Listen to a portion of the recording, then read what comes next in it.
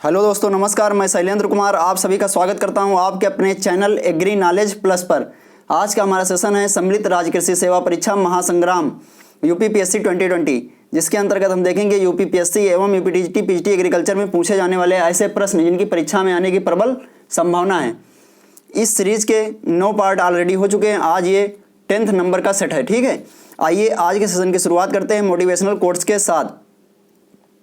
आज का motivational quotes है, न थके कभी पैर न कभी हिम्मत हारी है, न थके कभी पैर न कभी हिम्मत हारी है, हौसला है ज़िंदगी में कुछ कर दिखाने का, हौसला है ज़िंदगी में कुछ कर दिखाने का, इसलिए अभी भी सफ़र जारी है। आइए इसी के साथ देखते हैं अपना पहला क्वेश्चन जो रहा आपकी स्क्रीन पर। मई 2021 में IIRR के नए निदेशक किसे नियुक्त किया गया है? इसके ऑप्शंस हैं RM सुंदरम, त्रिलोचन महापात्र, अशोक कुमार सिंह और लास्ट है उपरोक्त में से कोई नहीं। आप लोग बताएंगे इसका करेक्ट ऑप्शन क्या होगा। जी हाँ, इसका करेक्ट ऑप्शन होगा RM सुंदरम। इनका पूरा नाम रमन मीनाक्षी सुंदरम है। ठीक है, रमन मीनाक्षी सुंदरम। सेकंड नंबर पे दिया गया है त्रिलोचन महापात्रा, ये ICAR Indian council of agriculture research के महानिदेशक हैं, और Ashok Kumar Singh IARI Indian agriculture research institute के महानिदेशक हैं। आइए आगे बढ़ते हैं और नेक्स्ट क्वेश्चन देखते हैं। और यहाँ पे जो IIRR दिया है इसका पूरा नाम Indian institute of rice research है, और इसका पुराना नाम जो था डायरेक्टरेट ऑफ राइस रिसर्च था। ठीक है, जो कि हैदराबाद में स्थित है। आइए आगे बढ़ते हैं और नेक्स्ट क्वेश्चन देखते हैं। NRRI कहाँ स्थित है? इसके ऑप्शंस हैं कटक, हैदराबाद, वाराणसी, मनीला। आप लोग बताएंगे इसका करेक्ट ऑप्शन क्या होगा। जी हाँ, इसका करेक्ट ऑप्शन होगा कटक, उड़ीसा। NRRI आप लोगों ने नाम सुना होगा सेंट्रल राइस रिसर्च इंस्टीट्यूट, इसी का नया नाम है नेशनल राइस रिसर्च इंस्टीट्यूट। ठीक है, NRRI जो है ये नया नाम है central rice research institute, central rice research institute. ठीक है, न्यू नाम है ये, नेम इसका चेंज हो चुका है। ठीक है, आप लोग ध्यान रखेंगे, जो कि कटक उड़ीसा में है। हैदराबाद में बात करते हैं तो हैदराबाद में अभी आप लोगों को हमने बताया है IIRR, जो IIRR है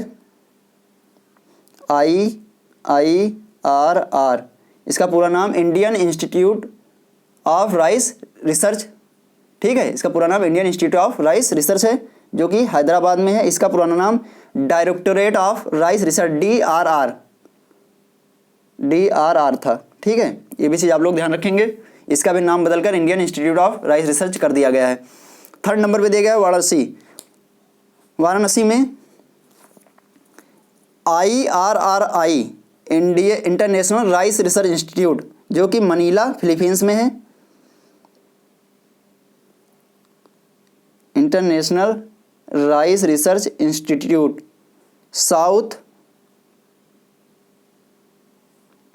एशियन रीजनल सेंटर, जो कि कहाँ है? वाराणसी में है रीजनल सेंटर। ये जो इंटरनेशनल राइस रिसर्च इंस्टीट्यूट है उसी की एक मान लीजिए सब्सिडरी बॉडी है, जो कि वाराणसी में स्थित है, और इसका पूरा नाम international rice research institute south Asian regional centre है। यहीं से एक वैरायटी निकली थी IR8 एक वैरायटी निकली थी धान की, जिसे मिरिकेल राइस के नाम से भी जाना जाता है, जादुई धान, जिसे हिंदी में जादुई धान कहते हैं। जादुई धान वो इसी के सहयोग से निकाली गई थी। ठीक है, आइए मनीला में तो आप लोगों को पता ही होगा, international rice research institute Manila Philippines में स्थित है। आइए आगे बढ़ते हैं और नेक्स्ट क्वेश्चन देखते हैं।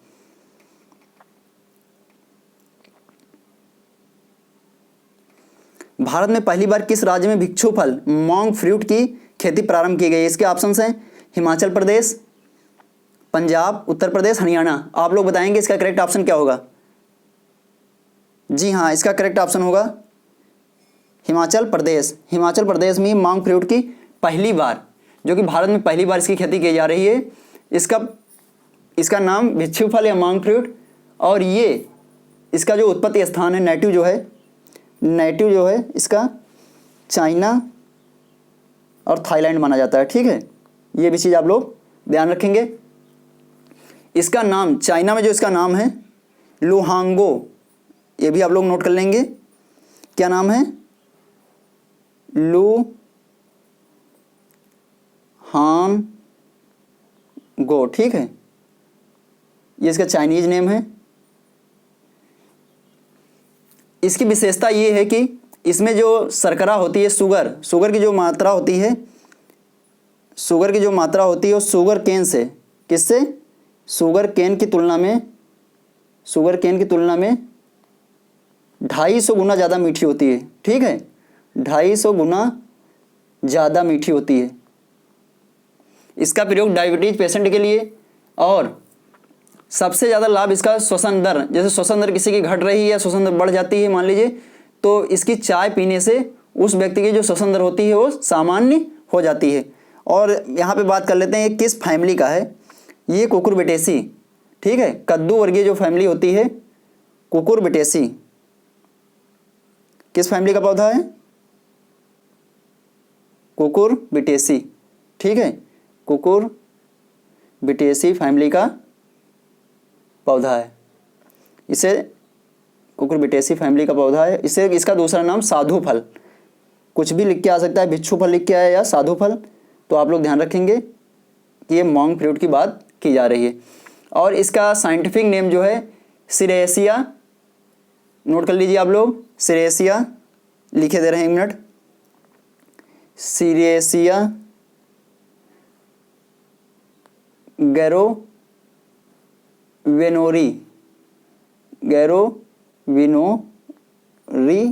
है। ठीक है, ये चीज़ भी आप लोग ध्यान रखेंगे। यहाँ पे बात आती है हिमाचल प्रदेश। तो हिमाचल प्रदेश में एक और भी चीज़ की पहली बार खेती शुरू की गई थी, आप लोग जानते हैं वो कौन सी फसल थी जिसकी पहली बार खेती हिमाचल प्रदेश में प्रारंभ की गई थी? आइए हम बताते हैं। हिमाचल प्रदेश में हींग की खेती भी पहली बार की जा रही है। हींग की खेती, क्योंकि इससे पहले भारत में हींग की खेती नहीं होती थी, खेती की जा रही है। ठीक है, हींग का जो बॉटनिकल नेम होता है एक मिनट नोट कर लीजिए। हींग का बॉटनिकल नेम एसोफोटिया, 1 मिनट, एसोफोएटिडा। ठीक है, एसोफोएटिडा, ये चीज़ आप लोग इसका नाम नोट कर लेंगे। इसका बॉडी नाम जो है एसोफोएटिडा है, जो कि हींग के नाम से जाना जाता है। और इसकी खेती जो है भारत में हिमाचल प्रदेश के लाहौल स्पीति, स्थान भी आप लोग ध्यान रखेंगे, स्थान का नाम क्या है? लाहौल स्पीति। लाहौल स्पीति में हींग की खेती की जा रही है, लाहौल स्पीति। तो यहाँ पे 2 इंपॉर्टेंट क्वेश्चन बने, एक मॉन्ग फ्रूट जिसकी पहली बार हिमाचल प्रदेश में खेती की जा रही है, और दूसरा है हींग। दोनों आप लोग ध्यान रखेंगे। आइए आगे बढ़ते हैं और नेक्स्ट क्वेश्चन देखते हैं। किस देश ने 50 वर्षों में पहली बार सेब निर्यात किए हैं? आप लोग बताएंगे इसका करेक्ट ऑप्शन क्या होगा। ऑप्शन है इसके ए यूनाइटेड किंगडम, बी चीन, सी अमेरिका और डी फ्रांस। बताइए आप लोग इसका करेक्ट ऑप्शन क्या होगा। जी हाँ, इसका करेक्ट ऑप्शन होगा यूनाइटेड किंगडम, यूके के द्वारा भारत में पहली बार 50 वर्षों में पहली बार सेब का निर्यात किया जा रहा है। जो यूनाइटेड किंगडम है ये 50 वर्षों में पहली बार जो सेब का निर्यात कर रहा है। ठीक है, और यहीं पे अभी हिमाचल प्रदेश को, ये यूनाइटेड किंगडम को, यूके को अभी हाल ही में बिहार के जो जर्दालू आम की पहली खेप भेजी गई थी। जर्दालू आम की पहली खेप,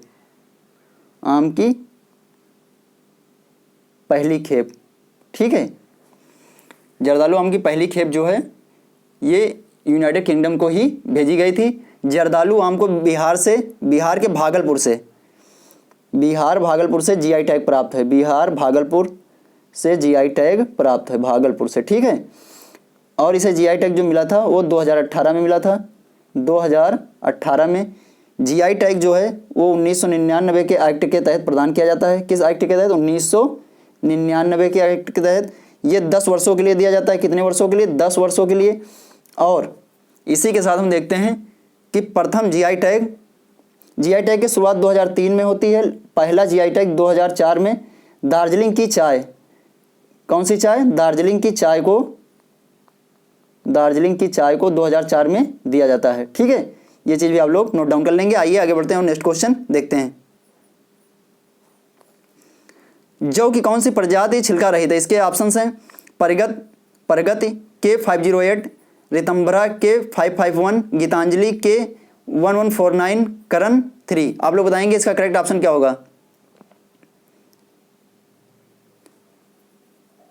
जी हाँ, यहाँ पे इसकी 2 प्रजातियां हैं जो कि छिलका रहित है। भले यहाँ ऑप्शन नहीं दिया गया लेकिन आप लोगों को हम बता दे रहे हैं। गीतांजलि के 1149 और करण 3, ये दोनों जौ की छिलका रहित प्रजातियां हैं। ठीक है, छिलका रहित, ये चीज भी आप लोग ध्यान रखेंगे, छिलका रहित प्रजातियां। ठीक है, आइए आगे बढ़ते हैं और नेक्स्ट क्वेश्चन देखते हैं। आलू से क्या नहीं बनाया जाता है? इसके ऑप्शन हैं एल्कोहल, सेकंड कागज, और थर्ड है शराब, और डी है एस्टिक अम्ल। आप लोग बताएंगे इसका करेक्ट ऑप्शन क्या होगा? जी हाँ, इसका करेक्ट ऑप्शन होगा आलू। आलू से मतलब क्या नहीं बनाया जा सकता है? कागज। इसका ऑप्शन होगा बी, कागज। क्योंकि कागज को बनाने के लिए किसकी आवश्यकता होती है? सेल्यूलोज की। और बाकी एल्कोहल है, शराब है, एस्टिक अम्ल है, इसको बनाने के लिए स्टार्च। ठीक है, आइए आगे बढ़ते हैं और नेक्स्ट क्वेश्चन देखते हैं। मृदा कड़ाकार सॉइल टेक्सचर के आधार पर सबसे कम व्यास किस मृदा का होता है? इसके ऑप्शंस हैं coarse sand, fine sand, silt, clay. आप लोग बताएंगे इसका करेक्ट ऑप्शन क्या होगा? जी हाँ, इसका करेक्ट ऑप्शन होगा क्ले, जिसका साइज भी यहाँ पे दे दिया गया है। ठीक है, 0.022 mm से भी कम होता है। यहाँ पे क्वेश्चन इसलिए डाला गया था क्योंकि ये सीक्वेंस लगाने के लिए आता है। ये आपको 4 ऑप्शंस दे दिए गए होंगे और ये ऊपर नीचे दिए गए होंगे, और आपसे पूछा जाएगा कि इनका बढ़ता हुआ क्रम डिसेंडिंग ऑर्डर या असेंडिंग ऑर्डर में इनको सेट करना होगा आपको। तो इसलिए आप लोग इनकी वैल्यू जो दी गई है, सबसे बड़ा साइज होता है 2.0 से 0.20 mm, और सेकंड फाइन सैंड का होता है, मतलब जो महीन बालू होती है, 0.2 से 0.02 mm। और नेक्स्ट है सिल्ट। ठीक है, सिल्ट का साइज होता है 0.02 से, क्योंकि यहाँ आप लोग ऐसे याद कर लेंगे जहाँ से ये समाप्त होता है वहीं से इसकी वैल्यू शुरू होती है, 0.02 से 0.002। और 0.002 से भी कम होता है किले का जो साइज होता है वो 0.002 से भी कम होता है। ठीक है, इनको इस तरह से क्वेश्चन यहाँ पे नहीं पूछा जाएगा। इनका एक क्रम होगा, मतलब आपको इनको एक क्रम में लगाना होगा, असेंडिंग ऑर्डर या डिसेंडिंग ऑर्डर में। इसलिए आप लोग इनकी वैल्यू जरूर ध्यान रखेंगे। आइए आगे बढ़ते हैं और नेक्स्ट क्वेश्चन देखते हैं। स्वस्थ मृदा में मृदा के पोषक तत्वों जीवांश, कार्बन, मृदा carbon nitrogen ratio, phosphorus potash की मात्रा क्रमशः कितनी होनी चाहिए? आप लोग बताएंगे इसका करेक्ट ऑप्शन क्या होगा?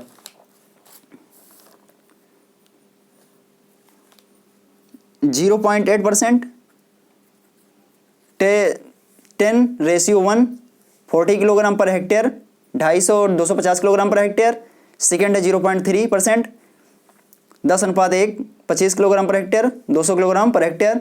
थर्ड है 0.20%, 10:1, 80 किलोग्राम पर हेक्टेयर और 150 किलोग्राम पर हेक्टेयर। आप लोग बताएंगे इसका करेक्ट ऑप्शन क्या होगा? इस क्वेश्चन के माध्यम से कई क्वेश्चन कराने का प्रयास किया गया है, इसलिए आप लोग थोड़ा परेशान मत होना। ठीक है, इस तरह से पूछा नहीं जाएगा, लेकिन हमने यहाँ पे 4 ऑप्शन सेट कर दिए हैं, इसमें से कोई भी ऑप्शन एक आ सकता है। किसी भी चीज़ की वैल्यू पूछी जा सकती है, जीवांश की, कार्बन की, फास्फोरस की, पोटास की। ठीक है, मतलब एक जो स्वस्थ मृदा होती है उसमें इसकी मात्रा कितनी होनी चाहिए? बताइए आप लोग इसका करेक्ट ऑप्शन क्या होगा? जी हाँ, इसका करेक्ट ऑप्शन होगा फर्स्ट, पहला ऑप्शन जो है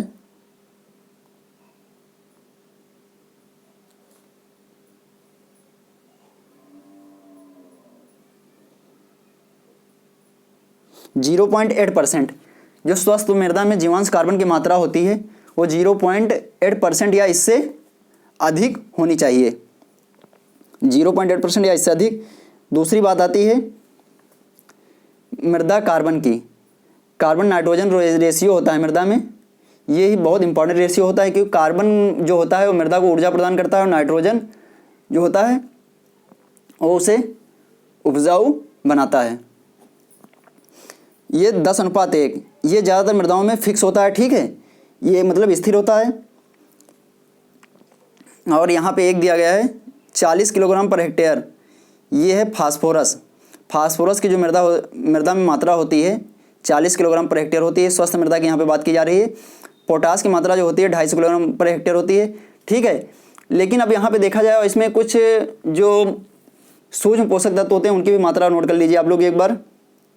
जैसे मैग्नीज 4.0, ठीक है, जिंक जो होता है 1.2 समथिंग होता है, फेरस जो होता है वो 8.0, ठीक है। यहाँ पे 0.8 क्या है, जीवांश है, और फेरस की मात्रा होती है 8.0।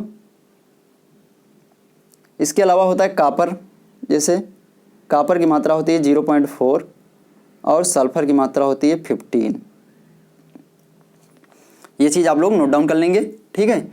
और ये जो मात्राएं होती हैं सूक्ष्म पोषक तत्वों की, ये ppm में होती है। ppm का मतलब होता है पार्ट पर मिलियन, ये चीज़ भी आप लोग ध्यान रखेंगे।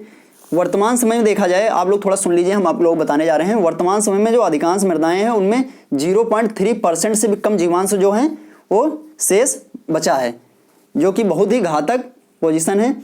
25 किलोग्राम प्रति हेक्टेयर से कम फास्फोरस, जो फास्फोरस की मात्रा जो 40 किलोग्राम प्रति हेक्टेयर होनी चाहिए वो लगभग में वर्तमान समय में 25 किलोग्राम प्रति हेक्टेयर ही बची है। इसके अलावा जो पोटास की बात की जा रही है, पोटास जिसकी मात्रा लगभग में 250 किलोग्राम प्रति हेक्टेयर होनी चाहिए, जो कि वर्तमान समय में 200 किलोग्राम प्रति हेक्टेयर ही शेष बची है। इससे सबसे बड़ा नुकसान ये है कि मृदा में जो जल धारण क्षमता थी वो घट गई है, मृदा संरचना खराब हो गई है। मृदा संरचना खराब होने से जब या वर्षा का जल या सिंचाई जब की जाती है, जो उसमें पोषक तत्व होते हैं वो जल में घुलकर मृदा की निचली सतहों में चले जाते हैं और वो पौधों को प्राप्त नहीं होते हैं, ठीक है। आइए आगे बढ़ते हैं और नेक्स्ट क्वेश्चन देखते हैं।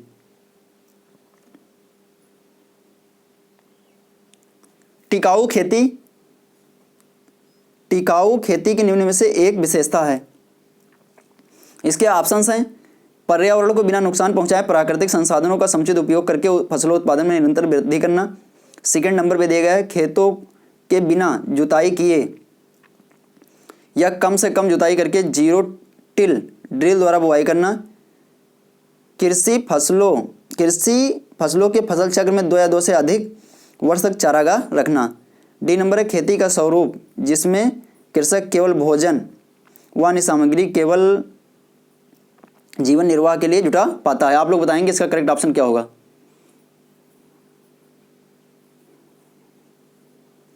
जी हाँ, इसका करेक्ट ऑप्शन होगा ए, ठीक है।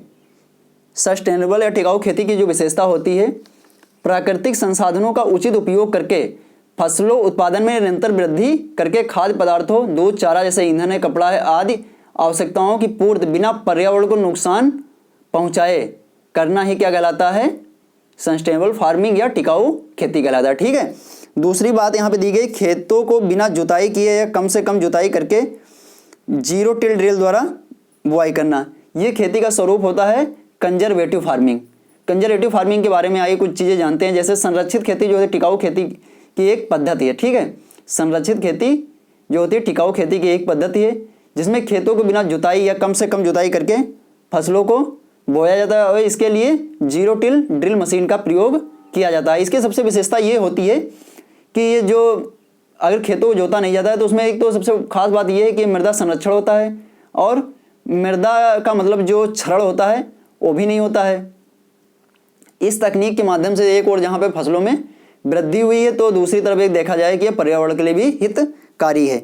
इसलिए आप लोग ध्यान रखेंगे सस्टेनेबल कृषि, ये पूछा जा सकता है कि सस्टेनेबल फार्मिंग प्रेजेंट टाइम में एक मतलब बहुत ज़रूरी हो गई है, क्योंकि आप लोगों ने देखा होगा कि रासायनिक खादों के प्रयोग से मृदा की संरचना जो है दिन प्रतिदिन खराब होती जा रही है। इसलिए जो गवर्नमेंट ऑफ इंडिया ने भी आप लोगों ने देखा होगा कि जैविक खेती की ओर बढ़ावा दे रही है। आप लोगों को पता भी होगा कि भारत में 100% जैविक खेती का जो एक दर्जा है वो किस राज्य को दिया गया, सिक्किम को, और केंद्र शासित प्रदेश जिसे 100% जैविक केंद्र शासित प्रदेश का मतलब दर्जा प्रदान किया गया है वो लक्षद्वीप को प्रदान किया गया है। खेती के बिना जुताई, ये तो आप लोग इसे जीरो टिल ड्रिल द्वारा जो खेतों की जो बुआई की जाती है वो संरक्षित खेती के अंतर्गत आती है। इसे जीरो टिलेज के भी नाम से जाना जाता है। कृषि फसलों के फसल चक्र में 2 या 2 से अधिक वर्षों तक चारागाह, मतलब ऐसी फसलें जो वार्षिक जुताई चाहती हैं, ठीक है, कि फसल चक्र में 2 या 2 से अधिक वर्षों तक चारागाह रखना क्या कहलाता है, ले फार्मिंग। ये आपके सिलेबस में दिया गया है, इसलिए आप लोग इसको ध्यान रखेंगे। मतलब ऐसी फसलें जो वार्षिक जुताई चाहती हैं उसमें उसके जब फसल चक्र में 2 या 2 से अधिक समय तक जो मतलब वो गैप छोड़ दिया जाता है, जो किसी फसल की बुआई न करे, चारा की जब फसल ली जाती है तो क्या कहलाता है, मतलब चारागाह के लिए छोड़ दिया जाता है, तो ये क्या कहलाती है, ले फार्मिंग।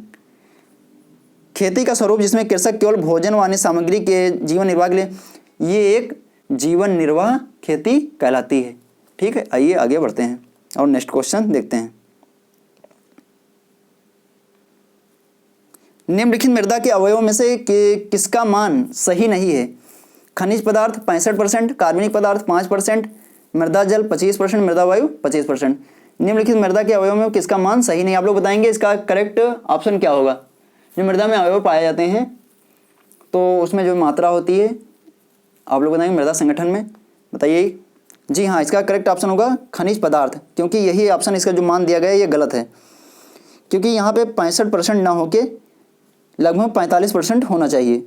बाकी ऑप्शन सही है, क्योंकि कार्बनिक पदार्थ की मात्रा जो होती है मृदा संगठन में 5% होती है, मृदा जल जो है 25% और मृदा वायु 25% होती है। आइए आगे बढ़ते हैं और नेक्स्ट क्वेश्चन देखते हैं। संरचनात्मक तत्वों में किसकी मात्रा पौधों के बनने वाले भाग में सर्वाधिक होती है? Carbon, hydrogen, oxygen, nitrogen. आप लोग बताएंगे इसका करेक्ट ऑप्शन क्या होगा।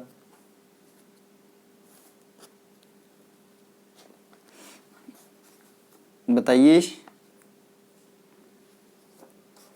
जी हाँ, इसका करेक्ट ऑप्शन होगा कार्बन।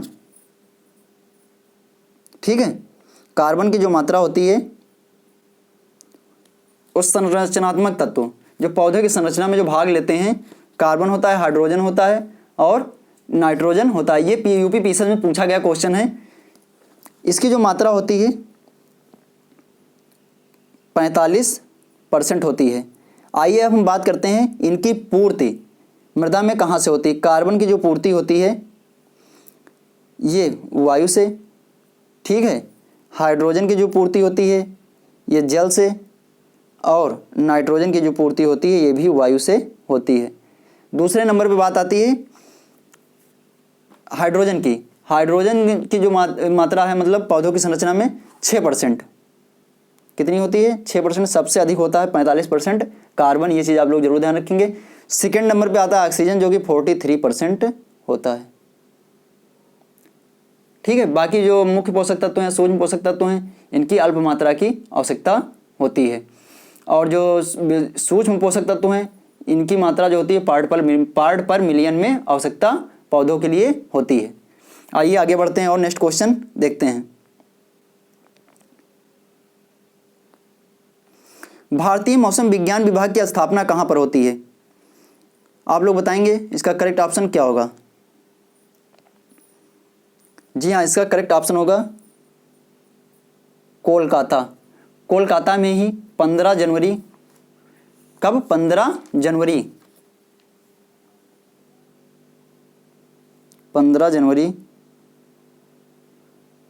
1875 कब होती है? 15 जनवरी 1875 को भारतीय मौसम विज्ञान विभाग IMD, इंडियन मेट्रोलॉजिकल डिपार्टमेंट, ठीक है, IMD की बात यहाँ पे की जा रही है। इंडियन मेट्रोलॉजिकल डिपार्टमेंट, इसकी बात यहाँ पे क्यों आई अभी आप लोगों को हम बताएंगे। ठीक है, शिमला, पुणे और दिल्ली शिमला में जो मतलब इसकी स्थापना जो होती है सर्वप्रथम कहाँ होती है? कोलकाता में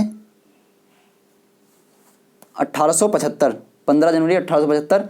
बाद में से इसका जो मुख्यालय कहाँ शिफ्ट कर दिया जाता है? 1905 में शिमला, 1905 में शिमला।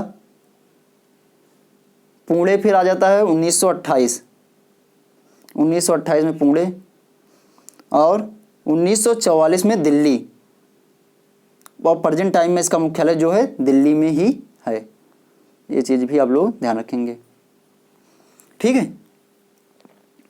आइए आगे बढ़ते हैं। और इसके कुछ क्षेत्रीय कार्यालय भी हैं, क्षेत्रीय जो सेंटर इसके हैं उसमें आप लोग नाम नोट कर लीजिए। मुंबई है, कोलकाता है, नागपुर है, गुवाहाटी, नई दिल्ली, रीजनल, ठीक है।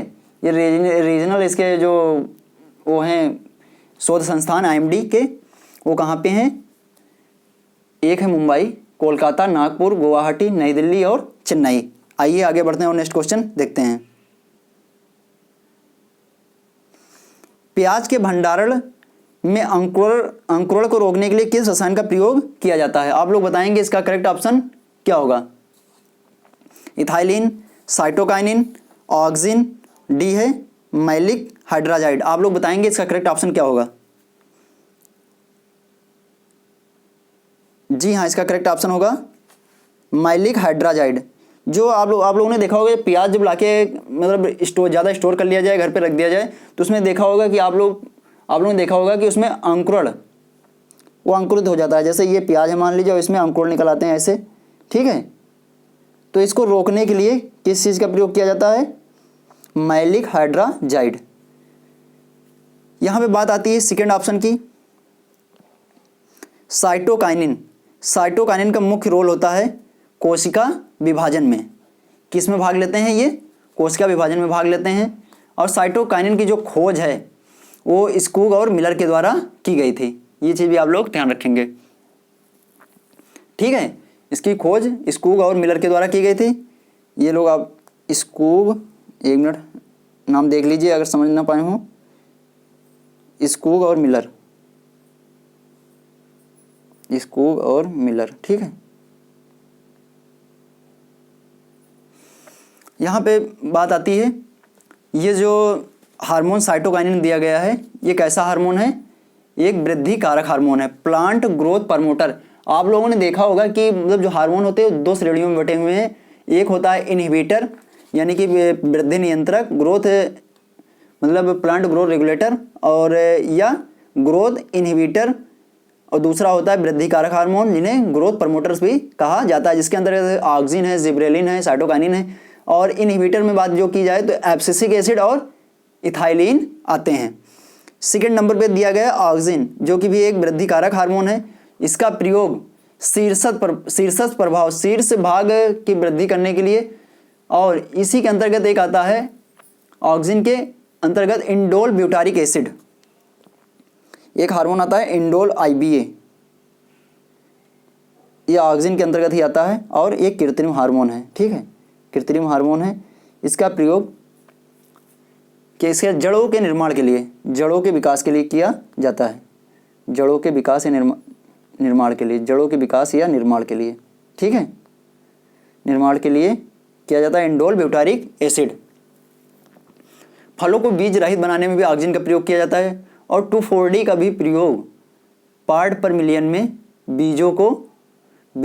फलों को बीज रहित बनाने के लिए या अधिक फल फूल लाने के लिए भी 2,4-D का भी प्रयोग अल्प मात्रा में किया। जबकि 2,4-D एक खरपतवार नाशी है, लेकिन इसका प्रयोग पार्ट पर मिलियन में किसके रूप में किया जाता है? प्लांट ग्रोथ प्रमोटर के रूप में किया जाता है। ये चीज़ भी आप लोग ध्यान रखेंगे। सेकेंड नंबर पे बात आती है साइटोकाइनिन, तो हमने बता दिया है ये कोशिका विभाजन में भाग लेते हैं और ये सुषुप्त अवस्था को भी दूर करने में महत्वपूर्ण भूमिका निभाते हैं। इथाइलिन, इथाइलिन के बारे में तो आप लोगों को ज़्यादा पता होगा। इथाइलिन एक प्राकृतिक हार्मोन है। फलों को प्राकृतिक रूप से पकाने के लिए इथाइलिन का प्रयोग, प्राकृतिक हार्मोन है, प्राकृतिक रूप से फलों को पकाने के लिए इथाइलिन का प्रयोग किया जाता है, ठीक है। और रासायनिक रूप से फलों को पकाने के लिए किस चीज़ का प्रयोग किया जाता है? कैल्शियम कार्बाइड, कैल्शियम कार्बाइड, जिससे कौन सी गैस निकलती है? एसिल्डीन गैस निकलती है, एसिल्डीन। ठीक है।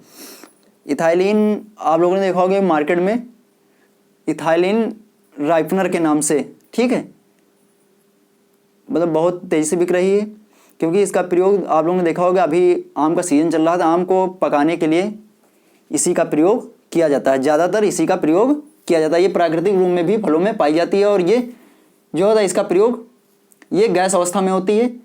ठीक है, इथाइलिन जो होती है गैसीय अवस्था में होती है, लेकिन अब इसका प्रयोग वर्तमान समय में हार्मोन के रूप में किया जाने लगा है। एसिल्डीन में प्रतिबंध लगा दिया गया है, इस पर सरकार के द्वारा इसे प्रतिबंधित कर दिया गया है। ठीक है, लेकिन अभी भी कुछ क्षेत्र हैं जहाँ पे इसका प्रयोग धड़ल्ले से हो रहा है, क्योंकि हमारे यहाँ आप लोगों ने देखा होगा कि कानून का क्रियान्वयन जो होता है वो सही से नहीं हो पाता है, क्योंकि ये लागू तो बहुत पहले से हो गया था कि एसिल्डीन भारत में प्रतिबंधित होगी, लेकिन चोरी छिपे ये आज भी बिक रही है, जो कि आप लोगों ने देखा होगा कार्बाइड के नाम से मार्केट में मिलता है। ठीक है, आइए आगे बढ़ते हैं और नेक्स्ट क्वेश्चन देखते हैं। जिब्रेलिन शब्द का प्रयोग किसने किया था? याबुता सुमिकी, सेकंड है लेथम स्कूग मिलर। आप लोग बताएंगे इसका करेक्ट ऑप्शन क्या होगा?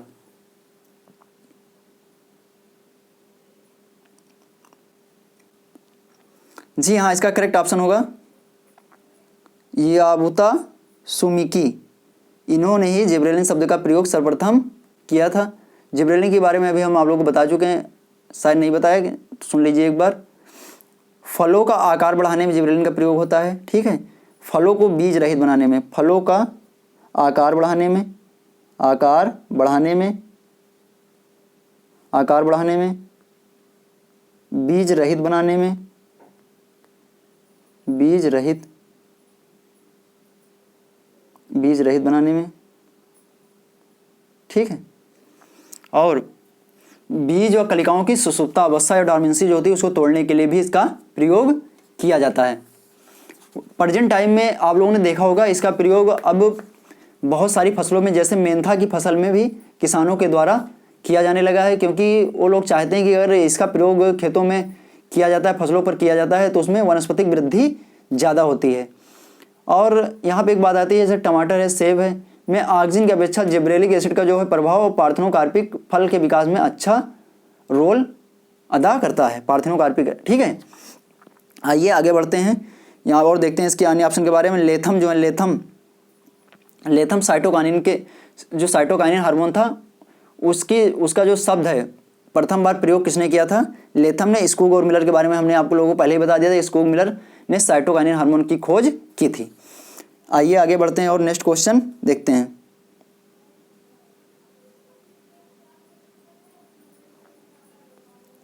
हाल ही में देश का सबसे अधिक ऊंचाई पर मौसम विज्ञान केंद्र कहाँ स्थापित किया गया है? इसके ऑप्शन हैं हिमाचल प्रदेश, सेकंड अरुणाचल प्रदेश, थर्ड लद्दाख और लास्ट है जम्मू कश्मीर। आप लोग बताएंगे इसका करेक्ट ऑप्शन क्या होगा? मौसम विज्ञान केंद्र, मेट्रोलॉजिकल सेंटर, ठीक है, ये स्थापित किया गया है अरुणाचल प्रदेश, लद्दाख में। ठीक है, कहाँ स्थापित किया गया है? लद्दाख के लेह में। ये सबसे अधिक, भारत में सबसे अधिक ऊंचाई पर स्थित मौसम विज्ञान केंद्र है। अब बात करते हैं लद्दाख की। लद्दाख में 2 ज़िले हैं, एक लेह, और ज़िलों की बात की जाए 2 ज़िले हैं। कितने ज़िले हैं? 2, लेह और लद्दाख, लेह और कारगिल। ठीक है, लेह और कारगिल।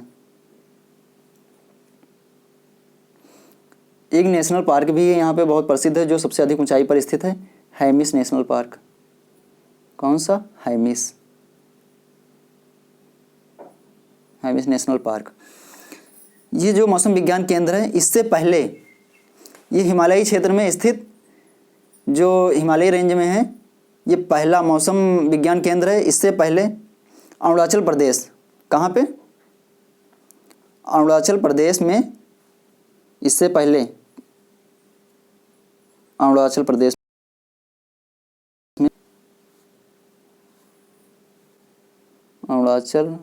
में, अरुणाचल प्रदेश के ईटानगर में, ईटानगर जो कि राजधानी है, यहाँ पर स्थापित किया गया था। ठीक है, पहला वाला और दूसरा ये जो है, लेकिन दूसरा तो है, लेकिन ये सबसे अधिक ऊंचाई की जब बात की जाए तो वहाँ पे इसका स्थान पहला होगा। आइए आगे बढ़ते हैं और नेक्स्ट क्वेश्चन देखते हैं।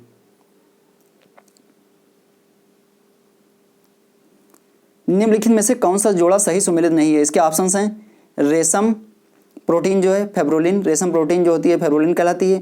बाल व ऊन प्रोटीन जो क्रेटिन कहलाती है। सोयाबीन की प्रोटीन एल्बुमिनॉइड्स कहलाती है। मांसपेशियों की प्रोटीन कोलेजन कहलाती है। आप लोग बताएंगे इसका करेक्ट ऑप्शन क्या होगा? जी हाँ, इसका करेक्ट ऑप्शन होगा सी, सोयाबीन की प्रोटीन एल्बुमिनॉइड्स, जो कि सही नहीं है। ठीक है, यही पूछा गया था कि इसमें कौन सा सही सुमेलित नहीं है, तो ये होगा जो कि सही सुमेलित नहीं है, क्योंकि सोयाबीन में जो प्रोटीन पाई जाती है वो ग्लाइसिन, कौन सी प्रोटीन पाई जाती है? ग्लाइसिन, क्योंकि सोयाबीन का नाम भी ग्लाइसिन मैक्स है, उसी के नाम पे इस प्रोटीन का नाम पड़ा है ग्लाइसिन। एल्बुमिनॉइड्स की बात की जाए तो ये जौ में पाई जाने वाली प्रोटीन है। ठीक है, रेशम में पाई जाने वाली प्रोटीन फेब्रोलिन होती है। बाल में पाई जाने वाली प्रोटीन बालों में क्रेटिन होती है। और मांसपेशियों में जो प्रोटीन होती है वो कोलेजन होती है। आइए आगे बढ़ते हैं और नेक्स्ट क्वेश्चन देखते हैं।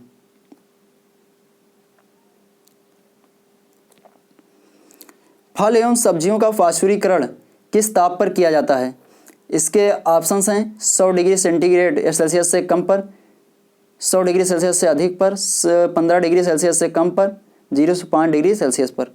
आप लोग बताएंगे इसका करेक्ट ऑप्शन क्या होगा?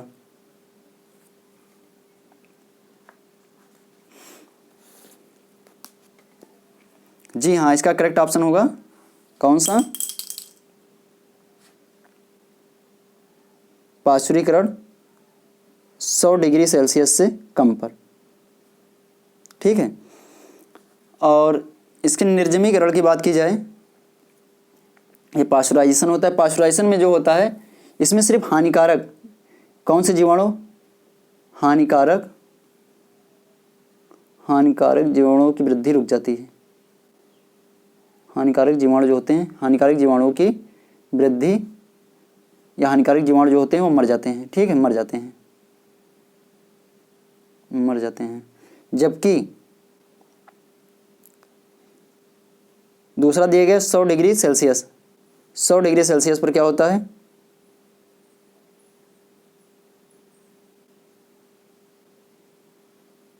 सौ डिग्री सेल्सियस पर निर्जमीकरण की जो प्रक्रिया होती है फल और सब्जियों में निर्जमीकरण, वो 100 डिग्री सेल्सियस से अधिक पर होती है। इसमें लाभदायक, हानिकारक के साथ साथ लाभदायक व हानिकारक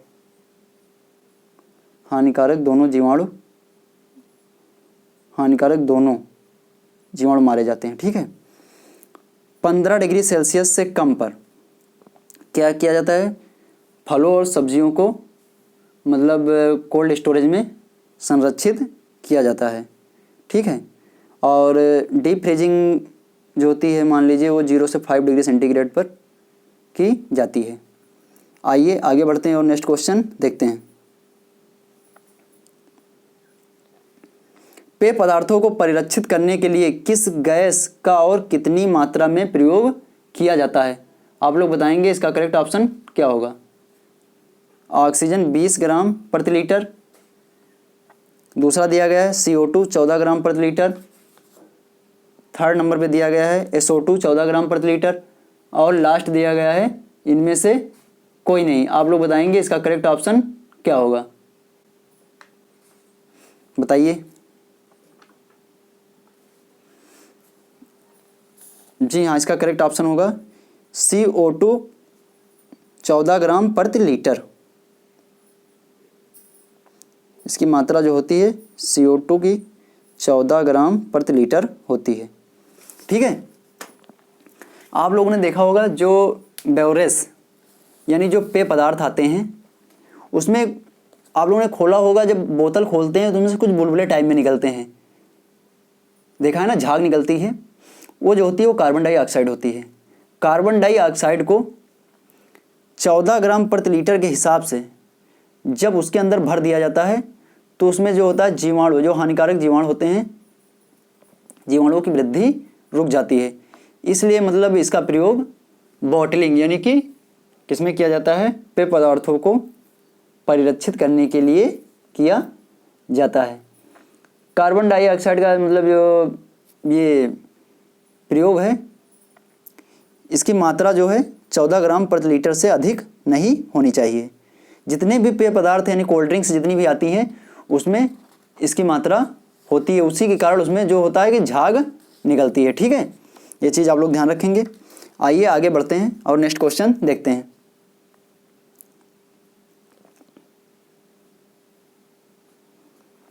हील एंड स्टोलन सिंचाई की सबसे अधिक क्रांतिक क्रिटिकल स्टेज अवस्था कौन सी है? आप लोग बताएंगे इसका करेक्ट ऑप्शन क्या होगा।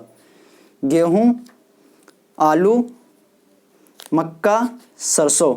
आप लोग बताएंगे ये जो शब्द प्रयोग किया गया है किसकी सिंचाई के लिए प्रयोग किया गया है, बताइए।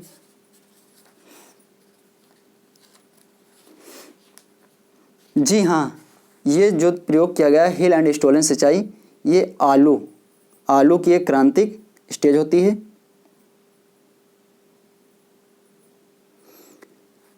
ये मतलब होती है जो आलू क्रांतिक स्टेज अंकुरण के समय एक सिंचाई की जाती है, बहुत ज़रूरी सिंचाई होती है।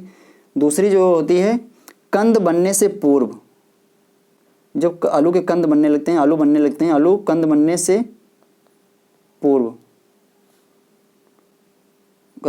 पूर्व जो सिंचाई की जाती है वही हिल एंड स्टोलन सिंचाई के अंतर्गत आती है। गेहूं की जो क्रिटिकल स्टेज होती है, गेहूं की आप लोग जानते होंगे कि गेहूं में जो क्रिटिकल स्टेज होती है सिंचाई की वो CRI क्राउन रूट स्टेज क्या होती है, क्राउन रूट स्टेज। नोट कर लीजिए, सभी के बारे में भी हम चर्चा कर रहे हैं। गेहूं में जो होती है क्रिटिकल स्टेज जो होती है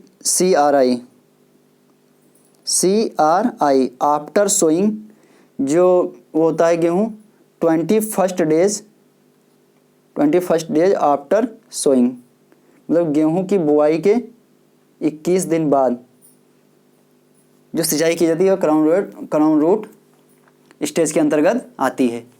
ठीक है, इसे इंग्लिश में क्राउन रूट इनिशिएशंस भी कहा जाता है। अब बात करते हैं मक्का की। मक्का में जो सिंचाई की अवस्था होती है इसके बारे में और सरसों के बारे में बात करते हैं। इसमें टैसलिंग, मक्के में जो होती है जब टैसल्स बनने लगते हैं, टैसल्स, नरमंजरी ने भी कहा जाता है, नरमंजरी। ठीक है, हिंदी में नरमंजरी भी कहा जाता है के समय, और भुट्टो में दाना पड़ने के समय, भुट्टो में दाना बनने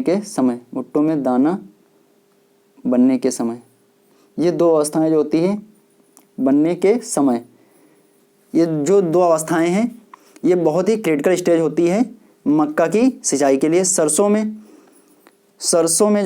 जो दो सिंचाइयाँ की जाती हैं, एक तो फूल आने से पूर्व, सरसों में फूल आने से पूर्व, और दूसरी सिंचाई की जाती है फलियां बनते समय। ठीक है, ये सब क्रिटिकल स्टेजें हैं।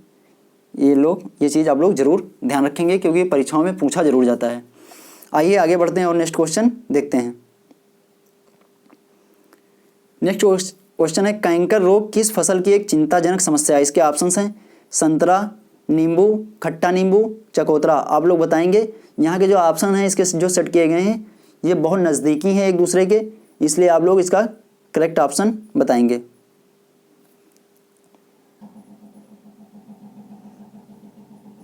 जी हाँ, इसका करेक्ट ऑप्शन होगा नींबू। जो कैंकर रोग है वो नींबू का एक बहुत ही खतरनाक रोग माना जाता है। इसे नींबू का कैंसर भी कहा जाता है। इस रोग के कारण जो होता है पत्तियों पर और फल फूल टहनियों पर क्या पड़ जाते हैं, धब्बे पड़ जाते हैं। और ये वाटर सॉफ्ट जो धब्बे बनते हैं पत्तियों पर वो वाटर सॉफ्ट होते हैं, जाली नुमा संरचना बना लेते हैं। ऐसा होता है कि मतलब पत्तियों पर धब्बे जो पड़ते हैं उनका रंग जो होता है पहले येलो कलर, फिर ब्राउनिश हो जाता है और उसके बाद ये रंग बदलकर हल्का गुलाबी हो जाता है। इसके कारण नींबू की फसल को काफ़ी क्षति पहुंचती है। इसमें फल फूल पत्तियों सभी का काफ़ी नुकसान होता है। और जो ये सिट्रस कैंकर होता है ये जीवाणुओं के द्वारा जीवाणु जनित है। ठीक है। और नींबू में जो ये होता है ये जैंथोमोनास ऑक्जिनोयोडिस, ठीक है, जैंथोमोनास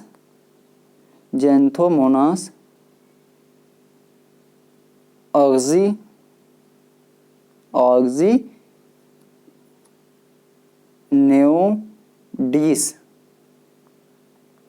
के कारण होता है।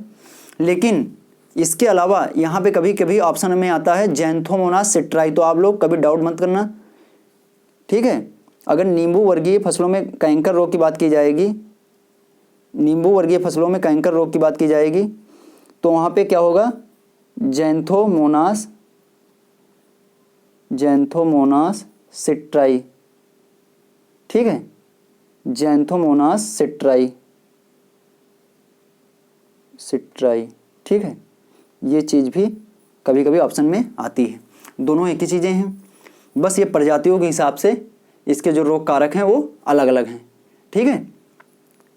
नींबू वर्गीय की बात की जाए तो नींबू वर्गीय जब वहाँ पे दिया होगा तो कुछ अन्य नाम होंगे, जैसे ग्रेमनी कुल है और एक मालिकोकुरबिडेसी कुल है और एक कोई फैमिली दे दी जाएगी, ठीक है, एनाकॉर्डेसी फैमिली है, तो उसमें पूछा जाएगा किस फैमिली में ये कैंकर रोग लगता है, ठीक है। इसे नींबू का कैंसर भी कहा जाता है, जो कि एक जीवाणु जनित होता है। आइए आगे बढ़ते हैं और नेक्स्ट क्वेश्चन। और इसके नियंत्रण के लिए ब्रोडो मिक्सर, नियंत्रण भी ध्यान से आप लोग देख लीजिए, ब्रोडो मिक्सर का प्रयोग किया जाता है। नियंत्रण के लिए ब्रोडो मिक्सर का प्रयोग किया जाता है, ब्रोडो मिक्सर का प्रयोग किया जाता है नियंत्रण, ठीक है। आइए आगे बढ़ते हैं और नेक्स्ट क्वेश्चन देखते हैं।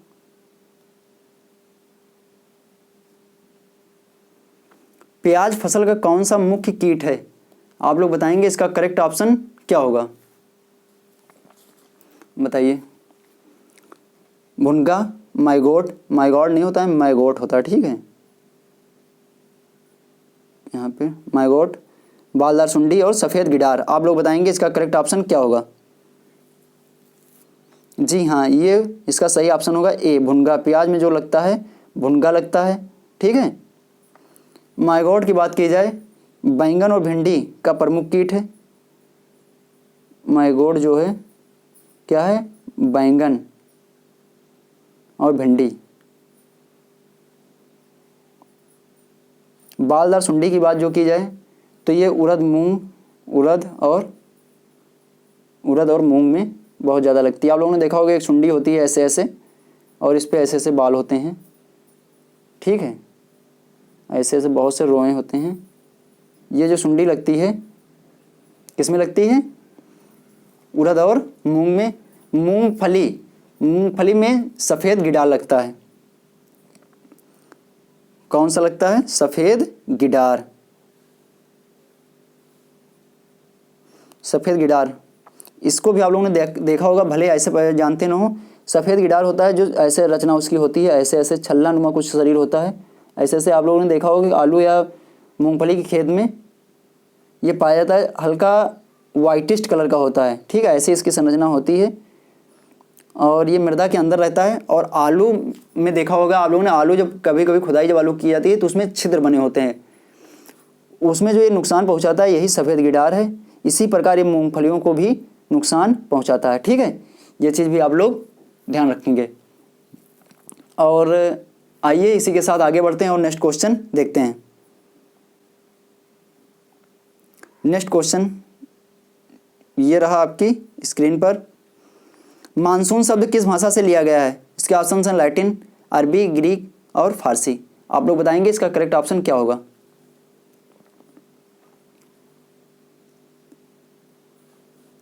जी हाँ, ये एक अरबी भाषा का शब्द है मानसून, जो कि मौसमी शब्द से लिया गया है। किससे लिया गया, अरबी भाषा के मौसमी शब्द से, मौसमी शब्द से लिया गया है, जिसका अर्थ होता है हवाएं। अरबी भाषा में मौसमी का अर्थ होता है हवाएं। और वैसे बात की जाए तो मानसून शब्द जो होता है इसे हवाओं का मिजाज भी कहते हैं, मिजाज, ठीक है। और इसके अलावा यहाँ पे और बात भी कर लेते हैं। भारत में जो अधिकतर वर्षा होती है वो दक्षिणी पश्चिमी मानसून के कारण। पेपर में ये भी पूछा गया क्वेश्चन है भैया, ठीक है, ये चीज़ आप लोग ध्यान रखेंगे। दक्षिणी पश्चिमी मानसून के कारण भारत में अधिकतर वर्षा होती है, जो कि अरब सागर और हिंद बंगाल की खाड़ी से उठता है। आइए आगे बढ़ते हैं और नेक्स्ट क्वेश्चन देखते हैं। निम्नलिखित में से कौन सा युग्म सही सुमेलित नहीं है? इसके ऑप्शंस हैं बैरोमीटर, नमी, वायु दिक् सूचक यंत्र, वायु की दिशा, और पवन वेगमापी, वायु प्रसार की गति, तापलेखी, तापक्रम। आप लोग बताएंगे इसका करेक्ट ऑप्शन क्या होगा जो कि सही सुमेलित नहीं है।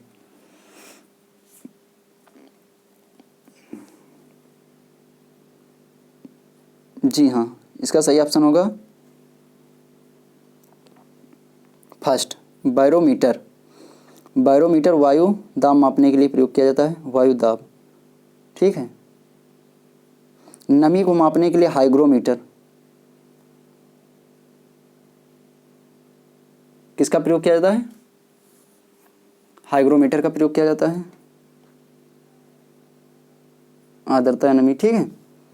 और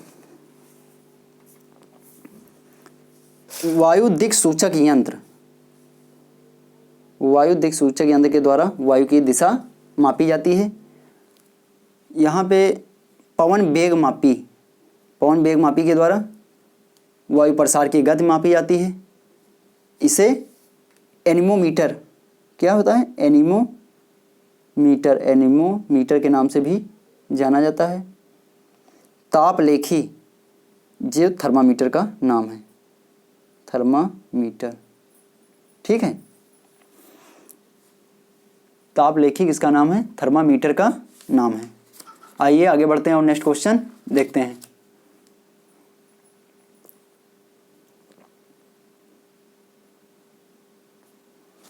गन्ने की मृद रोमिल आसिता बीमारी किस फसल को नुकसान पहुंचाती है?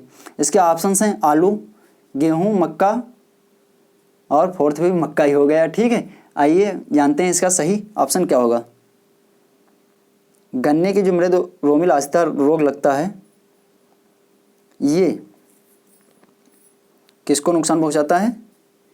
यहाँ पे एक ऑप्शन होगा तंबाकू, ठीक है। एक ये मक्का जो हो गया है, यहाँ पे क्या होना चाहिए? तंबाकू, और इसी को ये नुकसान पहुंचाता है। गन्ने की जो मृद रोमिल आसिता होती है, ये किसको नुकसान पहुंचाती है? गन्ने, तंबाकू को नुकसान पहुंचाती है। इसे डाउनी मिल्ड्यू के नाम से भी जाना जाता है। मृद रोमिल आसिता को किस नाम से जाना जाता है? Downy mildew. ये भी चीज़ आप लोग ध्यान रखेंगे, डाउनी मिल्ड्यू, ठीक है। और हिंदी में इसे मृद रोमिल आसिता कहा जाता है, जो कि एक फफूंदजनक, कैसा रोग है? फफूंदजनक, फंगस, फफूंदजनक या फंगस डिजीज़ है। इसके अलावा यहाँ पे हम बात कर लेते हैं इसके अन्य ऑप्शंस के बारे में। और ये गन्ने का जो मतलब रोग ये लगता है इसमें, गन्ने की डाउनी मिल्ड्यू, इसका जो साइंटिफिक नेम है पर्सनो, आप लोग नोट कर लीजिए, पर्सोन स्क्लेरोस्पोरा सैकरी। आइए लिख देते हैं, लिखने में आप लोगों को कठिनाई हो रही होगी।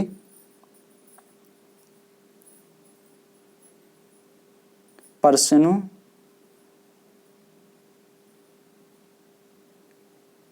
पर ओंस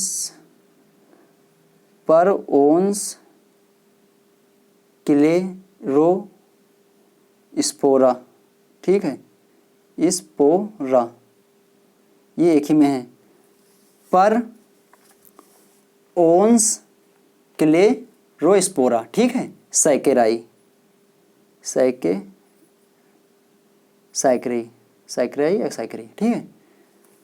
ये उसका मतलब जो नेम है मृद रोमिल आसिता का, ये उसका नाम है, मतलब ये रोग कारक है, ठीक है। यहाँ पे बात करते हैं गेहूं में लगने वाले, गेहूं में जो होता है लूज स्मट, क्या लगता है? जो एक कवक जनित है। गेहूं में लूज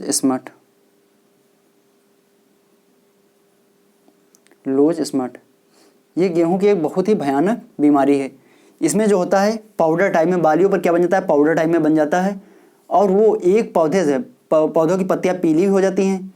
इसके कई लक्षण होते हैं, पौधों की पत्तियां पीली हो जाएंगी जब उसमें बाली जो निकलती है उस पर मतलब सफ़ेद पाउडर टाइप, एक पाउडर टाइप में बाद में ब्राउनिश कलर का हो जाता है, और वो जो पाउडर होता है वो उड़ उड़ कर एक स्थान से दूसरे स्थान पर, एक पौधे से दूसरे पौधों में फैलता है। ठीक है, ये बहुत ही खतरनाक बीमारी होती है। इससे गेहूं के उत्पादन पर काफ़ी प्रभाव पड़ता है। और इसके नियंत्रण के लिए कुछ दवाएं आप लोगों को हम बता दे रहे हैं, आप लोग नोट कर लीजिए।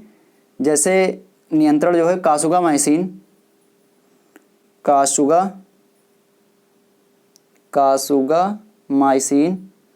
ये आप लोगों को मार्केट से मिल जाएगी कासुगामाइसिन। ठीक है, 5% प्लस COC यानी कि COC 45%, WP वेटेबल पाउडर होता है 45, WP का मतलब वेटेबल पाउडर, COC का मतलब होता है कॉपर ऑक्सीक्लोराइड। ठीक है, इसका मिक्सचर 300 ग्राम आता है और इसका मिक्सचर जो है 300 ग्राम प्रति एकड़ के हिसाब से स्प्रे करना चाहिए, जिससे कि इस रोग पर नियंत्रण पाया जा सकता है। वैसे बीज जनित बीमारी भी होती है। ठीक है, जो लूज स्मट होता है एक बीज जनित भी बीमारी होती है, इसलिए इसका प्रयोग मतलब, और इसके अलावा कुछ दवाएं हैं जैसे ट्यूबाकोनाजोल है 10% प्लस सल्फर 65%। ठीक है, अगर इसका प्रयोग करना है तो 500 ग्राम प्रति एकड़ के हिसाब से किया जाएगा। और एक जैविक उपचार, ये आप लोग जरूर नोट करिए क्योंकि आप आजकल जैविक खेती की ज़्यादा बात की जा रही है, तो इसके नियंत्रण के जैविक उपचार में स्यूडोमोनास, क्या होता है,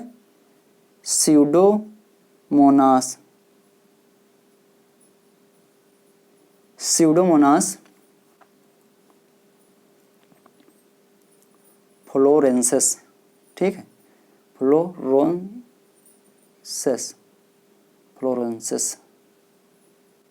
ठीक है, स्यूडोमोनास फ्लोरेंसिस 250 ग्राम, कितनी मात्रा, 250 ग्राम प्रति एकड़ के हिसाब से 200 लीटर पानी में घोलकर 200 लीटर पानी में घोलकर स्प्रे करना चाहिए। ठीक है, ये चीज़ आप लोग ध्यान रखेंगे। मक्का में भी यही रोग लगता है, जो पाउडर वो लगता है डाउनी मिल्ड्यू रोग जो होता है ये मक्के की फसल में भी लगता है, और इसकी पत्तियों का रंग पीला हो जाता है। बाद में नीचे से पत्तियों को देखने पर उनका रंग ब्राउनिश कलर का हो जाता है। इसके कारण बालियों में दाने भी नहीं बन पाते हैं। ज़्यादा प्रभाव होने पर पौधा सूखने लगता है, वो शीर्ष भाग से पौधा सूखने लगता है। आइए आगे बढ़ते हैं और नेक्स्ट क्वेश्चन देखते हैं। और यहाँ पे जो क्वेश्चन था उसका ऑप्शन यहाँ पे नहीं दिया गया था, उसका सही ऑप्शन होगा तंबाकू। ठीक है, ये चीज़ आप लोग ध्यान रखेंगे। वयम क्या है, विषाणु, शैवाल, कवक, जीवाणु, आप लोग बताएंगे इसका करेक्ट ऑप्शन को क्या होगा। पहली बात आप लोग इसका हमारा फुल नेम बताइए कि वयम का फुल नाम क्या है और ये क्या है। जी हाँ, ये एक कवक है। ठीक है, क्या है, कवक। इसका पूरा नाम वेस्कुलर, वयम का पूरा नाम पहले आप लोग जान लीजिए, वेसिकुलर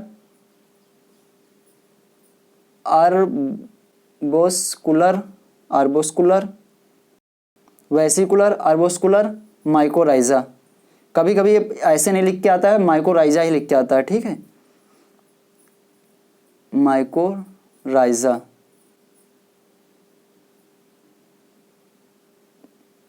ठीक है, क्या नाम है, वेसिकुलर आर्बोस्कुलर माइकोराइजा, आप लोग नोट कर लेंगे, इसका पूरा नाम है। और ये कवक है। आइए बात करते हैं इस कवक के बारे में कि इसके क्या लाभ और क्या हानियां हैं। ये जो एक प्रकार का कवक है जो कि पौधों की जड़ों के पास पाया जाता है। कहाँ पाया जाता है, पौधों के जड़ों के पास। यह फास्फोरस की घुलनशीलता को क्या करता है, मतलब जो फास्फोरस की घुलनशीलता होती है उसको ये बढ़ा देता है, जिससे जो घुलनशील फास्फोरस है वो घुलनशील अवस्था में बदलकर पौधों को उपलब्ध हो जाती है। ठीक है, आइए आगे बढ़ते हैं और नेक्स्ट क्वेश्चन, यानी कि जो वयम है एक फास्फोरस घोलक क्या है, कवक है। आइए आगे बढ़ते हैं, नेक्स्ट क्वेश्चन देखते हैं। ये रहा आप लोगों के लिए आज का प्रश्न, जिसके ऑप्शन हैं सिट्रिक अम्ल, सोडियम बेंजोएट, लैक्टिक अम्ल, ऑक्जेलिक अम्ल। टमाटर के केचप में प्रयोग होने वाले रसायन का नाम। इसका जो आंसर है आप लोग कमेंट बॉक्स में देंगे। आइए हम लोग कल के प्रश्नों का फटाफट रिवीजन करते हैं, जो कि इस चीज़ में मात्र 5 मिनट लगेंगे, ठीक है, जिसका हम सिर्फ आंसर बताएंगे। आप लोग देखिए, ध्यान से देखना और रिवीजन करना। आज की सीरीज में हमने रिवीजन सीरीज जोड़ी है। अगर आप लोगों को ये पसंद आ रही है तो कमेंट बॉक्स में एक बार जरूर लिखकर बताएंगे, जिससे कि हम नेक्स्ट डे इसको ऐड कर सकें, ठीक है दोस्तों। आइए देखते हैं पहला क्वेश्चन। प्रधानमंत्री कृषि सिंचाई योजना क्या है? प्रधानमंत्री कृषि सिंचाई योजना PMKSY की शुरुआत कब होती है? इसका सही ऑप्शन होगा 1 जुलाई 2015। आइए नेक्स्ट क्वेश्चन देखते हैं। इसके अन्य ऑप्शन के बारे में थोड़ा सुन लेते हैं। 19 फरवरी 2015 को सॉइल हेल्थ कार्ड की शुरुआत होती है। 5 मई 2005 को NHM की शुरुआत होती है, ठीक है। 1 अप्रैल 1985 को पहली बार भारत में बीमा के लिए प्रयास किया जाता है। आइए आगे बढ़ते हैं और नेक्स्ट क्वेश्चन देखते हैं। नेक्स्ट क्वेश्चन आइए, DFI समिति का अध्यक्ष कौन है? यानी कि डबलिंग फार्मर इनकम समिति का अध्यक्ष कौन है? श्री नरेंद्र कुमार तोमर, श्री अशोक कुमार डलवाई, पशुपति कुमार पारस, अमित कुमार शाह। आप लोग बताएंगे इसका करेक्ट ऑप्शन क्या होगा? जी हाँ, इसका करेक्ट ऑप्शन होगा श्री अशोक कुमार डलवाई। क्या है? अशोक कुमार डलवाई। नरेंद्र कुमार आप लोगों को पता है, नरेंद्र कुमार तोमर क्या है? वर्तमान केंद्रीय कृषि मंत्री हैं। पशुपति कुमार पारस खाद्य एवं प्रसंस्करण मंत्री हैं। अमित कुमार शाह जी गृह मंत्री और सहकारिता मंत्री भी हैं। आइए आगे बढ़ते हैं और नेक्स्ट क्वेश्चन देखते हैं। नेक्स्ट क्वेश्चन, आलू में सुसुप्ता अवस्था तोड़ने हेतु तो निम्न में से किसका प्रयोग किया जाता है? Urea, phosphorus, thiourea, potassium. आप लोग बताएंगे इसका करेक्ट ऑप्शन क्या होगा? जी हाँ, इसका करेक्ट ऑप्शन होगा थायोयूरिया, ठीक है। थायोयूरिया का प्रयोग आलू में सुसुप्तावस्था तोड़ने के लिए किया जाता है। इसके अलावा एक जो जिब्रेलिन होता है, जिब्रेलिन का भी प्रयोग सुसुप्तावस्था तोड़ने के लिए किया जाता है। आइए आगे बढ़ते हैं और नेक्स्ट क्वेश्चन देखते हैं। क्रॉप लॉगिंग किसके परीक्षण की एक विधि है? जल भराव के कारण होने वाली हानि, फसल उत्पादन हेतु पौधों की पोषक आवश्यकताओं को जानने के लिए पादप विश्लेषण की। C नंबर है फसल के गिरने से होने वाली हानि, और D नंबर है उपरोक्त में से कोई नहीं। आप लोग बताएंगे इसका करेक्ट ऑप्शन क्या होगा? जी हाँ, इसका करेक्ट ऑप्शन होगा फसल उत्पादन हेतु पौधों की पोषक तत्वों में जानने के लिए, फसल उत्पादन हेतु पौधों की पोषक आवश्यकताओं को जानने के लिए पादप विश्लेषण की एक विधि है क्रॉप लॉगिंग, ठीक है। आइए आगे बढ़ते हैं और नेक्स्ट क्वेश्चन देखते हैं। बांगर तथा खादर मृदाएं जो होती है किस पोषक तत्व से समृद्ध होती हैं? पोटास व चूना, लोहा, लवण व फास्फोरस, जीवांश। आप लोग बताएंगे इसका करेक्ट ऑप्शन क्या होगा?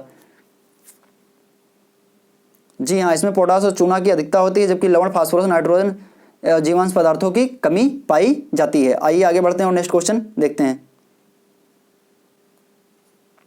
निम्न में से बहुमंजिला खेती किस खेती का अंश धारण करती है? इसके ऑप्शन हैं मिश्रित खेती, मिक्स्ड फार्मिंग, अंतर सस्टेन, इंटरक्रॉपिंग, मिश्रित सस्टेन, मिक्स्ड क्रॉपिंग और तैरती हुई खेती। आप लोग बताएंगे इसका करेक्ट ऑप्शन क्या होगा? जी हाँ, इसका करेक्ट ऑप्शन होगा इंटरक्रॉपिंग।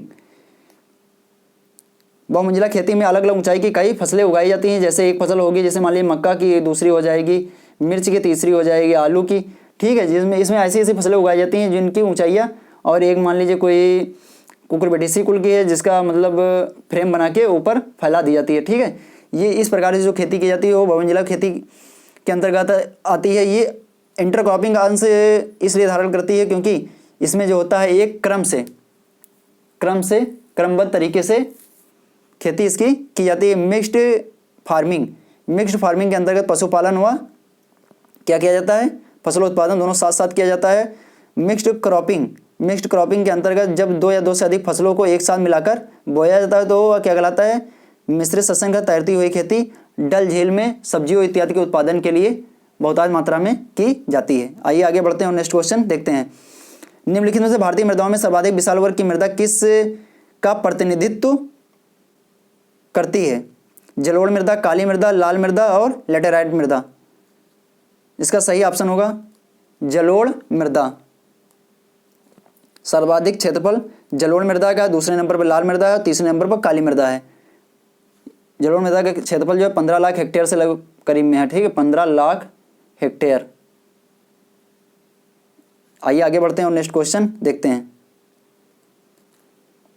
7 जुलाई 2021 को कैबिनेट विस्तार में एक नए मंत्रालय का गठन किया गया। वो क्या है? खाद्य एवं प्रसंस्करण मंत्रालय, कृषि एवं किसान कल्याण मंत्रालय, सहकारिता मंत्रालय, पर्यावरण एवं जलवायु परिवर्तन मंत्रालय। आप लोग बताएंगे इसका करेक्ट ऑप्शन क्या होगा? जी हाँ, इसका करेक्ट ऑप्शन होगा सहकारिता मंत्रालय। 7 जुलाई 2021 को जो कैबिनेट की बैठक हुई थी उसमें एक नया मंत्रालय गठित किया गया, उसका नाम सहकारिता मंत्रालय है और इसके जो मंत्री हैं पहले वो श्री अमित शाह जी हैं। आइए आगे बढ़ते हैं और नेक्स्ट क्वेश्चन देखते हैं। केंद्रीय कृषि एवं किसान कल्याण मंत्री के द्वारा 16 जुलाई 2021 को किस केवीके को सर्वश्रेष्ठ केवीके के पुरस्कार से सम्मानित किया गया? जो इसका ऑप्शन सही होगा पीपरा कोठी केवीके बिहार, जो मोतिहारी जिले में पूर्वी चंपारण के अंतर्गत आता है। आइए आगे बढ़ते हैं और नेक्स्ट क्वेश्चन देखते हैं। उत्तर प्रदेश को कितने कृषि जलवायु क्षेत्रों में बांटा गया? इसके ऑप्शन है 15, 72, 09 और 20। आप लोग बताएंगे इसका करेक्ट ऑप्शन क्या होगा? तो इसका करेक्ट ऑप्शन होगा 09। आइए आगे बढ़ते हैं और नेक्स्ट क्वेश्चन देखते हैं। चावल में गुणसूत्र संख्या होती है 2n बराबर 24, 2n बराबर 14, 2n बराबर 20 और 2n बराबर 42। आप लोग बताएंगे इसका करेक्ट ऑप्शन क्या होगा? जी हाँ, इसका करेक्ट ऑप्शन होगा 2n बराबर 24। आइए आगे बढ़ते हैं और नेक्स्ट क्वेश्चन देखते हैं। भारत में सर्वप्रथम लेग्यूम राइजोबियम सहजीविता का अध्ययन किस वैज्ञानिक द्वारा किया गया? इसके ऑप्शन हैं doctor M S. Swaminathan, Norman E. Borlaug, Shri N B. Joshi, Shri Nova और श्री हिटलर। आप लोग बताएंगे इसका करेक्ट ऑप्शन क्या होगा? जी हाँ, इसका करेक्ट ऑप्शन होगा श्री एन.बी. जोशी। आइए आगे बढ़ते हैं और नेक्स्ट क्वेश्चन देखते हैं।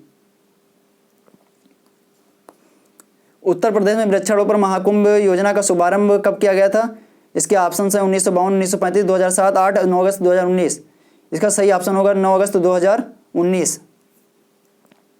महाकुंभ योजना जो उत्तर प्रदेश में शुरू की गई थी, वृक्षारोपण महाकुंभ योजना 9 अगस्त, जो कि 75वीं कौन सी वर्षगांठ थी? 75वीं वर्षगांठ थी किस आंदोलन की? क्रांतिक आंदोलन या सहयोग आंदोलन, ठीक है, कि वर्षगांठ पर 9 अगस्त 2019 को इसकी शुरुआत की जाती है। इसके अंतर्गत 22 लाख कितने? 22 करोड़ कितने? 22 करोड़ पौधे लगाने का लक्ष्य रखा जाता है।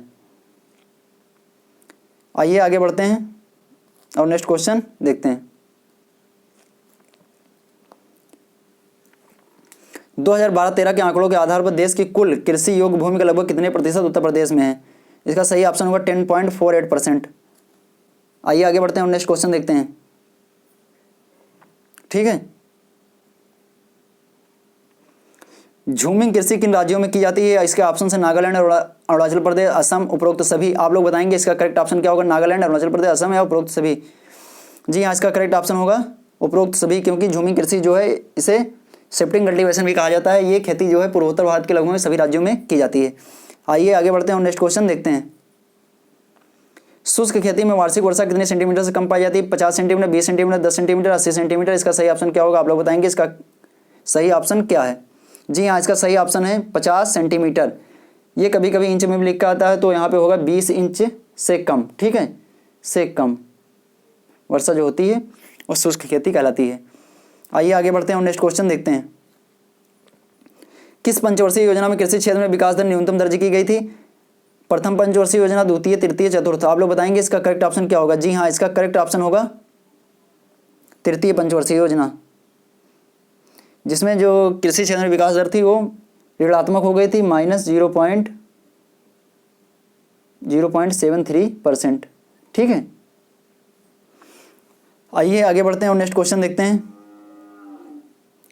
आम की सीडलेस वैरायटी किसके संकरण से बनी है? इसके ऑप्शंस हैं रत्ना, अल्फांसो, दशहरी, नीलम दशहरी और उपरोक्त में से कोई नहीं। आप लोग बताएंगे इसका करेक्ट ऑप्शन क्या होगा?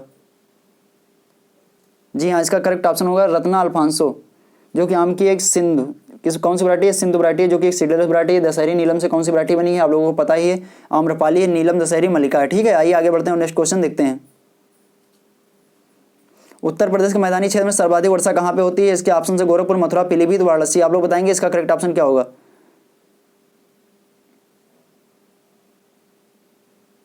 जी हाँ, इसका करेक्ट ऑप्शन होगा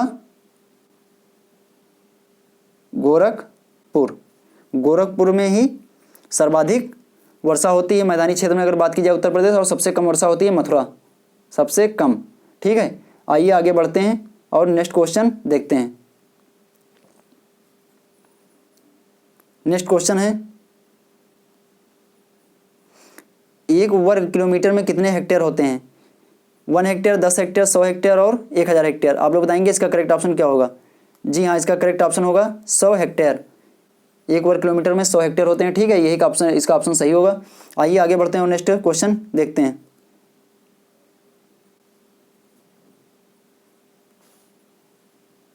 निम्न में से कौन सा पूर्ण तना परजीवी खरपतवार अमरबेल, लॉरेंथस और बेंके स्ट्राइका। आप लोग बताएंगे इसका करेक्ट ऑप्शन क्या होगा। जी हाँ, इसका करेक्ट ऑप्शन होगा अमरबेल कस्कुटा, एक पूर्ण तना परजीवी है। ठीक है, आइए आगे बढ़ते हैं और नेक्स्ट क्वेश्चन देखते हैं। निम्न में कौन सा नकलची खरपतवार है। फाइलेरिस माइनर, इग्नोकोलिया क्रोसगल्ली, Avena fatua, all of these. आप लोग बताएंगे इसका करेक्ट ऑप्शन क्या होगा। जी हाँ, इसका करेक्ट ऑप्शन होगा ऑल ऑफ दीज, क्योंकि सभी ये नकलची खरपतवार हैं। ठीक है, आइए आगे बढ़ते हैं और नेक्स्ट क्वेश्चन देखते हैं। उत्तर प्रदेश में औसत जोत का आकार कितना है। इसका सही ऑप्शन होगा 0.76 हेक्टेयर। आइए आगे बढ़ते हैं और नेक्स्ट क्वेश्चन देखते हैं। कत्था की प्राप्ति किस वृक्ष से होती है। चीड़ वृक्ष, खैर वृक्ष और तेंदु वृक्ष। इसका सही ऑप्शन होगा खैर वृक्ष। आइए आगे बढ़ते हैं और नेक्स्ट क्वेश्चन देखते हैं। किस प्रकार के वृक्षों और झाड़ियों कृषि में उनका संरक्षण और संवर्धन किया जाता है। किस खेती के अंतर्गत आता है। विशेष प्रकार के वृक्षों और झाड़ियों की कृषि जिसमें उनका संरक्षण और संवर्धन किया जाता है, किस खेती के अंतर्गत आता है। तो इसका सही ऑप्शन होगा आर्बोरिकल्चर। ठीक है, इसका सही ऑप्शन होगा आर्बोरिकल्चर। आइए आगे बढ़ते हैं और नेक्स्ट क्वेश्चन देखते हैं। ठीक है, आज के सेशन में यहीं तक। अगर आप लोगों को ये रिवीजन सीरीज अच्छी लगी हो तो कमेंट बॉक्स में एक बार लिखकर जरूर बताना। ठीक है दोस्तों, आप लोग हमारे चैनल को लाइक कीजिए, ज़्यादा से ज़्यादा लोगों तक शेयर कीजिए और कमेंट बॉक्स में अपना कमेंट जरूर डालिए अगर आप लोगों से कुछ पूछा जा रहा है। ठीक है, आज के सेशन में यहीं तक। Thank you, thanks for watching.